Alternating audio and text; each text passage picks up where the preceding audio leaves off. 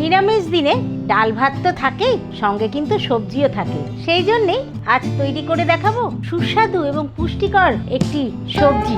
রান্না করব থোড়ের ডালনা। নমস্কার, আটপৌরে হেসেলে আপনাদের সবাইকে স্বাগত জানিয়ে আমি রুমকি আবার চলে এসেছি। তাহলে আসুন দেখে নিই থোড়ের ডালনা তৈরি করার জন্য আমি কি উপকরণ নিয়ে নিয়েছি। নিরামিষ থোড়ের ডালনা তৈরি করার জন্য আমি কিছুটা থোড় নিয়ে নিয়েছি কুচিয়ে, সাথে নিয়ে নিয়েছি কিছুটা সেদ্ধ ছোলা, বিউলির ডালের বড়ি, ঘি, কাঁচা লঙ্কা চেরা, তেজপাতা এবং দুটো আলু আমি ছোট টুকরো করে নিয়েছি। এছাড়াও আমি নিয়েছি নুন, জিরে গুঁড়ো, আদা বাটা এবং হলুদ গুঁড়ো। আমি একটা পাত্রে কিছুটা জল গরম করে নিয়েছি। নিয়ে নিচ্ছি 1 চামচ নুন। কুচিয়ে রাখা থোড়গুলো নিয়ে নিচ্ছি।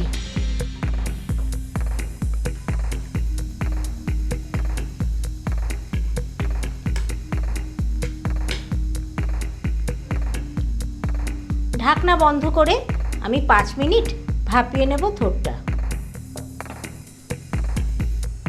আমি একটা ফ্রাই প্যান নিয়ে নিচ্ছি সাদা তেল।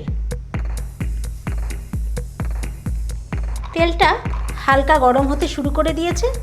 এখনই আমি বড়িগুলো দিয়ে দেব।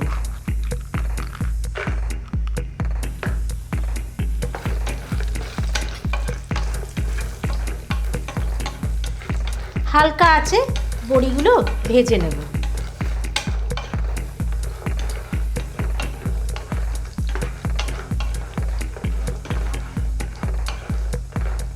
বড়ি ভাজা হয়ে গেছে, এবার তুলে নিচ্ছি।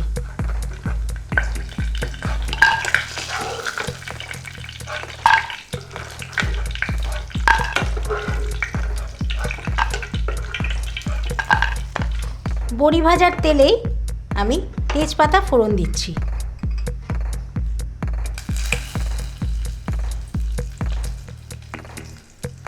আর দিয়ে দিচ্ছি একটু দারচিনি এবং ছোট এলাচ। ফোড়ন ভাজা হয়ে গেছে, দিয়ে দিচ্ছি আলুর টুকরোগুলো। নুন এবং হলুদ গুঁড়ো দিয়ে আমি ভালো করে আলুগুলো ভেজে দেব। দিয়ে দিচ্ছি পরিমাণ মতন হলুদ গুঁড়ো।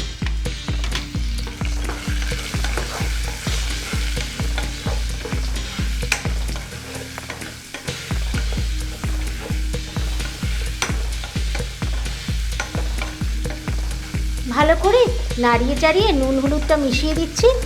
আলুগুলো বেশ লাল করে ভেজে নেব। আলুটা লাল করে ভেজে নিলাম। এখন আমি সেদ্ধ ছোলাটা দিয়ে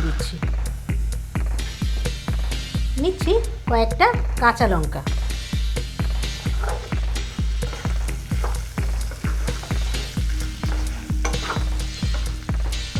হালকা নাড়িয়ে চাড়িয়ে ভাপানো কুচিয়ে রাখা থোড়টা দিয়ে দিচ্ছি।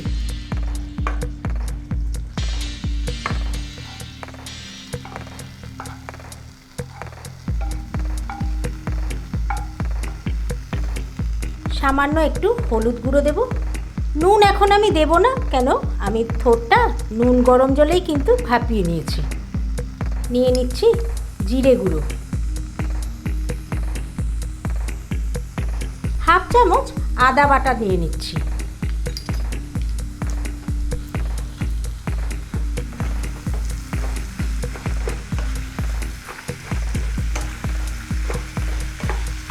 এবার জিরে গুঁড়ো, হলুদ গুঁড়ো, আদা বাটা খুব ভালো করে আমি মিশিয়ে দিচ্ছি।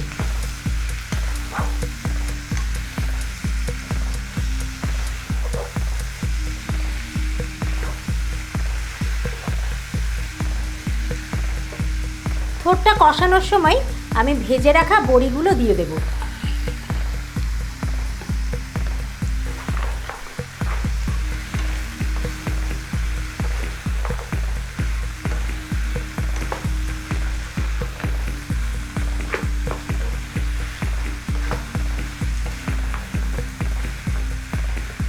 থোড় কিন্তু শরীরের পক্ষে খাওয়া ভীষণ ভালো। এতে প্রচুর পরিমাণে আয়রন থাকে। যাদের শরীরে রক্ত কম মানে রক্তল্পতা থাকে তারা কিন্তু থোড় খেতেই পারেন। আর থোড়ের রস ব্লাড প্রেশার কমাতে সাহায্য করে।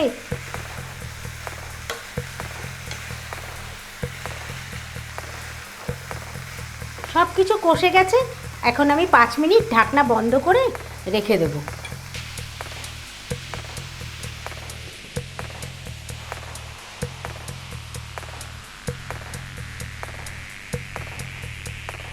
থোর কিন্তু একদম কষে গেছে।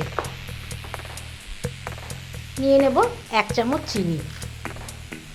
নিরামিষ রান্না মিষ্টি একটু না দিলে ভালো লাগে না কিন্তু।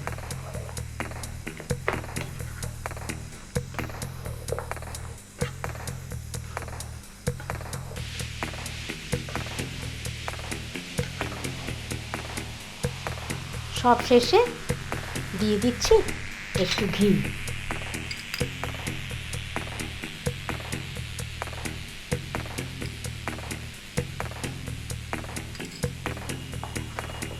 আবারও একটু নাড়াচাড়া করে নামিয়ে পরিবেশন করব থোড়ের ডালনা। ছোলা আর বড়িতে থোড়ের ডালনা কিন্তু একদম দারুণ দেখতে হয়েছে, খেতেও কিন্তু খুব ভালো হবে। নিরামিষ দিনে আপনারা কিন্তু এইভাবে বানিয়ে নিতেই পারেন। তৈরি করে নিলাম থোড়ের ডালনা। কেমন লাগলো অবশ্যই কমেন্ট করে জানাবেন। প্রথমেই লাইক করবেন আর প্রচুর শেয়ার করুন। আর যারা আটপৌরে হেসেল চ্যানেলটিকে সাবস্ক্রাইব করেননি, সাবস্ক্রাইব করে নিন। আর আমার ফেসবুক পেজ আটপৌরে হেসেল ফলো করুন। আজকের মতন বিদায় নিচ্ছি, আবার দেখা হচ্ছে অন্য দিন অন্য রান্না নিয়ে।